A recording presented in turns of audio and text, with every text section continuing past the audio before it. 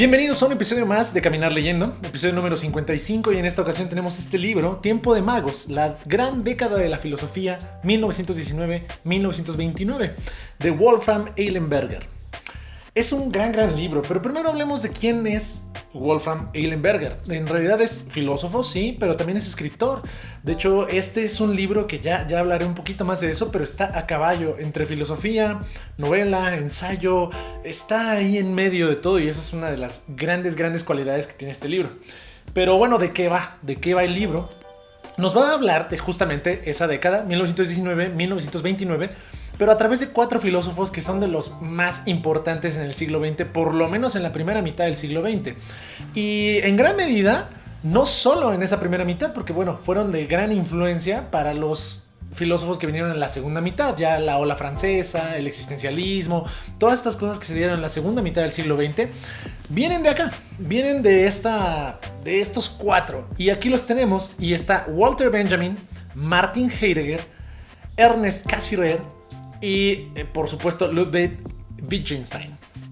Entonces, con estos 4 personajes son con los que vamos a ir, digamos, navegando la filosofía, y cómo estos 4 personajes plantearon nuevas maneras de hacer filosofía, cuáles eran las problemáticas de la filosofía, el giro lingüístico que se da a principios del siglo XX y básicamente cómo ellos van a escribir los libros más importantes de cada una de sus filosofías, ¿no? Nos va a hablar desde el principio de Wittgenstein y de cómo el Tractatus Logico-Philosophicus va a venir a revolucionar la filosofía, va a decirnos durante esta década cómo Walter Benjamin escribe, por ejemplo, Nápoles, empieza a escribir la obra de los pasajes, escribe Calle de un solo sentido, escribe otros muchos. Martin Heidegger va a escribir en este momento Ser y Tiempo, que es la obra magna de Heidegger. Cassirer también va a escribir sus libros acerca de lo simbólico y el lenguaje como simbólico.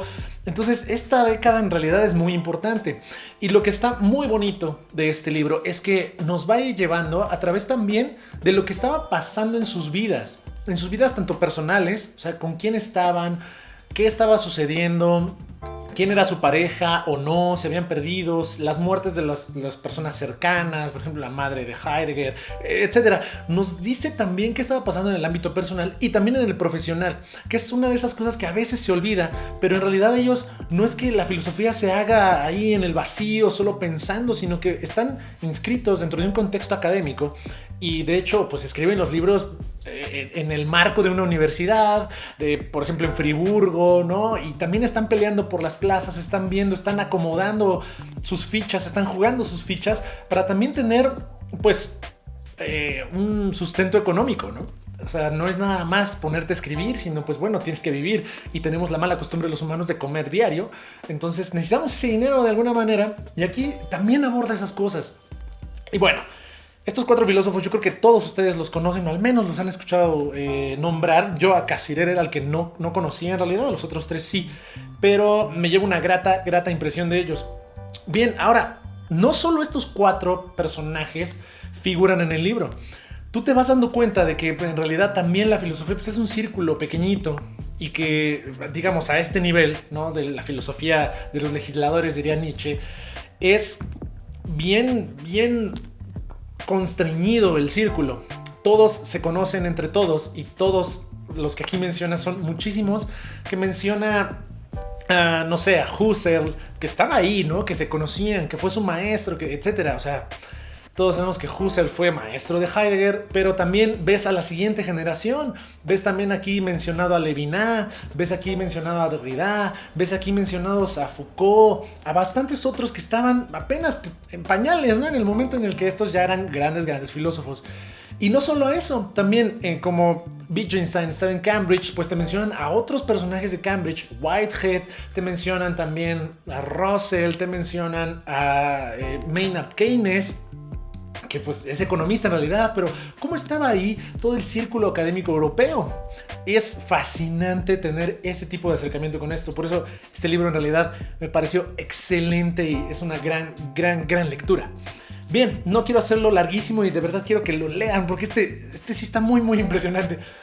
Y vamos con eso entonces a las calificaciones. En cuanto a dificultad de lectura, le voy a poner un 3. Y aquí es donde les decía yo que estaba a caballo entre novela, ensayo, libro de filosofía, porque en realidad los conceptos de cada uno de estos filósofos sí los aborda de manera rigurosa, no profunda, pero sí rigurosa. O sea, sí te explica qué está pasando, qué están pensando, cuáles son las diferencias entre estos filósofos y qué los hace haber sido tan revolucionarios en ese momento. O sea, te va explicando todo. Creo que es una gran manera de introducirte a las filosofías de estos personajes. Quizá ya después pues brincas a leer literalmente sus libros, pero como un primer momento, esto de verdad sí te da un insight, ¿no? A esos conceptos, a esas filosofías. Por eso le pongo un 3, porque a veces pues sí se vuelve complicada la lectura, pero no tanto, y además tú vas súper enganchado, ¿no? En ese sentido, en cuanto a velocidad de lectura, le voy a poner un 4. Se lee muy rápido, a pesar de que la letra es pequeña y de que es bastante grueso el libro. Se lee muy rápido porque justo te enganchas. O sea, tiene esta conexión entre novela y entre lo filosófico. Te hace irte enganchando y, oh, ¿qué sigue pasando? ¿Y qué le pasó a Benjamin? ¿Y por qué no escribía?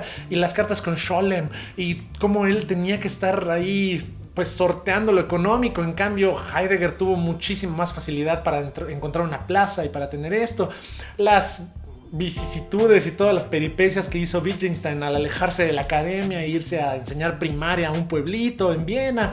Y luego cómo intenta volver gracias a Husserl, gracias a la gente que tenía en Cambridge, etcétera, ¿no? O sea, tú te vas enganchando con estas historias y vas también conociendo cómo ellos fueron pensando y abordando su pensamiento y también desarrollándolo.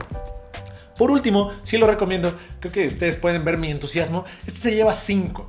Es un libro que en realidad debería leer cualquier persona, no necesariamente un filósofo, sino que para entender la filosofía en el siglo XX, al menos la primera mitad, la segunda mitad cambiaron bastantes cosas, pero al menos la primera mitad del siglo XX, podrías más o menos tener idea de qué se estaba discutiendo, de cuáles eran las grandes conversaciones filosóficas si te echas este libro. Así que es imprescindible. Bueno, como siempre, si les gustó, suscríbanse, comentarios, denle like, compartan, siempre me ayudan un montón. Y yo los veo en el próximo episodio de Caminar Leyendo.